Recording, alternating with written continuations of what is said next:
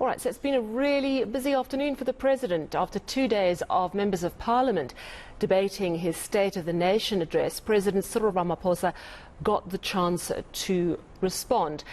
He reiterated that jobs need to be driven by the private sector and said that even in China this was the case. He also defended criticism that he's trying to create a super presidency by bringing members under the presidency to deal with issues such as infrastructure, cutting red tape and of course the State Security Agency. But that response was followed by an engagement with the media, which ended just about half an hour ago. He addressed issues around a number of topics, also focusing on job creation, the economy, state-owned entities, and a number of other hot topics. And our reporter Ayesha Ismail was there, and she joins us now. So, Ayesha, what was the question that you asked the President?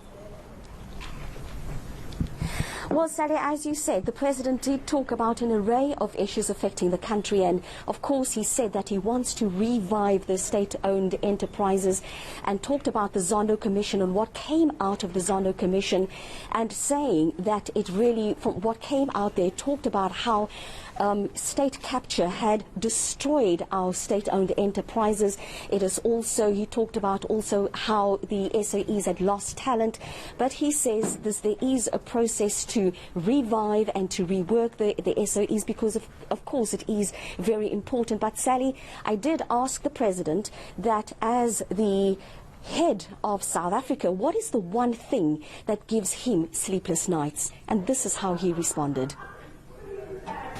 What keeps me awake at night, and I am seriously kept awake at night.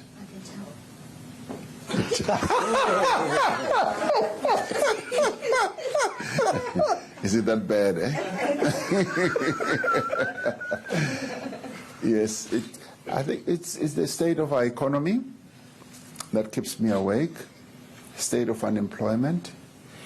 It's a very difficult thing to have to countenance 11 million people out of work who are not economically engaged in any activity. That is enough to keep me awake at night, and it concerns me a great deal. Another issue that was raised, Ayesha, was the concerns about xenophobia. On the one hand, there's growing calls for jobs to be reserved for South Africans only, but on the other, we have a shocking history of xenophobia. What was he asked, and what did he say? Well, the President made it very clear that South Africa is not a xenophobic country, and he did say that he is concerned about the xenophobic sentiments being displayed in the country at the moment, and we've seen what's been happening on the weekend, South Africans going into areas and almost demanding that other Africans not be given jobs in South Africa. But he did say that the South African security services are on high alert and that they will be able to cope with any eventuality. Let's listen to what the President had to say. We believe that we need to address this issue with the sensitivity that it requires. There certainly is no need by South Africans or for South Africans to take any action in their own hands. The people who have come here have either come in as either refugees, either economic or political, and we need to make sure that we never have any xenophobic sentiments displayed towards them. And we are obviously aware that there are pockets of groupings that are trying to ferment type of negative attitudes and feelings towards people from other countries, and we are, through our security processes, watching this, and will be completely seeking to prevent South Africans from taking any form of action. Will we be prepared? Yes. through our security apparatus we will, and do the best that we can that this does not arise. In the past, what we have also sought to do is to actually play a mediating role between those who may well have this sense of feeling towards people from other countries, and make sure that these things do not result into violence against people from various other countries. He spoke also a fair deal. He was asked a lot of questions about our security situation because, of course, you know, there's great concern after the July unrest and that damning report on government's response that came out recently.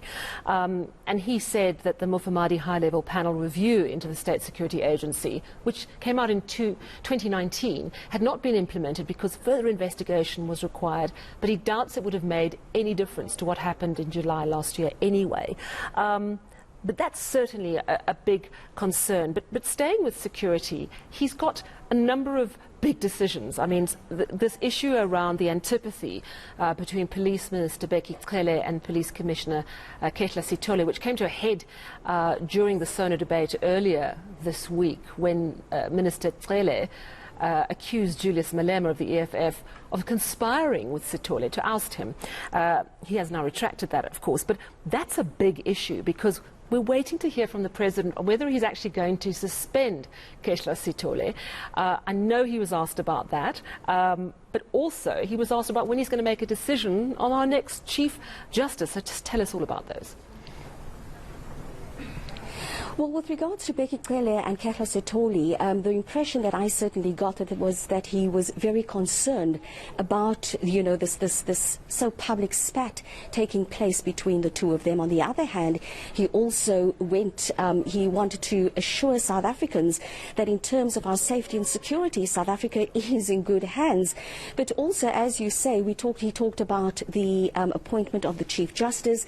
And Sally, what he made very clear is that while the Judicial Service Commission makes recommendations, he says that it is the Constitution gives the President the power to make that final decision, and he says that he is studying this recommendation and report from the Judicial Service Commission. Let's listen to what the President had to say about the appointment of our new Chief Justice. The mandate of the JSC in the past, what has ensued in the past is the JSC was often given one name and they would then respond about the suitability of the candidate. We sought to ask the JSC, having gone through a sort of a public process, to see who would be most suitable, or who would be suitable, not necessarily the most suitable, but who would be suitable. So we literally expected a reply that would say, these are the names of the people that we've interviewed who we believe are suitable. They went over that and they nominated a person. Now, that does not detract from what the role of the President is. The President's role still remains that the President has the authority and the power in the end, after the various consultations with the JSC as well as the parties, to appoint a Chief Justice. That's where we are now. And that's precisely what we are giving consideration. I'm giving consideration to. I mean, certainly the President is facing a lot of fire. I mean, he's consistently told that he doesn't make enough decisions, but he said in that briefing, well, I'm damned if I do and I'm damned if I don't. This is my style. This is how I work. But just seeing news coming in this evening, breaking news, is that the Speaker has told the African Transformation Movement that wanted a secret ballot in a motion of no confidence against the President. They will not get that secret ballot. He's also just a few days ago sent a response to the Standing Committee on Public Accounts around that leaked audio from that ANC-NEC meeting in March last year, where he's clearly heard saying basically, I'll fall on my sword for the party, let them focus on me rather. He has of course said that that's all within context. He was responding to information that's already out there that was given to the State Capture Commission, that there are problems of corruption within the party. But Ayesha, what did he say specifically about this issue before Scopa? There's a written reply. Is he prepared to actually go and appear before them? Well, he was asked the question that in the event of him being summoned to appear before Scopa, whether he would do so. And he said there's no need to summon him. He says if he is called to appear before Scopa, and he used the word and he said, and if I need to give clarity, I will certainly do so. Now, Ayesha, before I let you go, we also got some very concerning news this afternoon that the team that is inspecting the burnt-out remains of the National Assembly saw some hotspots. This is now over 6 weeks since the fire happened at the National Assembly. What do you know about that? Should we be concerned? So, Sally, when we got that media release from Parliament, we of course rushed to Parliament to see what was happening. We did find some fire and rescue services personnel on the precinct.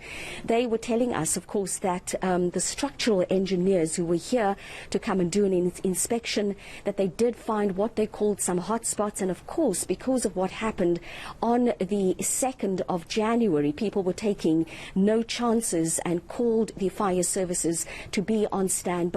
But then we heard later that it did not pose any danger whatsoever, and calling in the fire services was merely a precautionary measure. All right, so we shouldn't be worried at all that there's going to be another fire. All is under control. Thank you so much for that update. That's our reporter, Ayesha Ismail.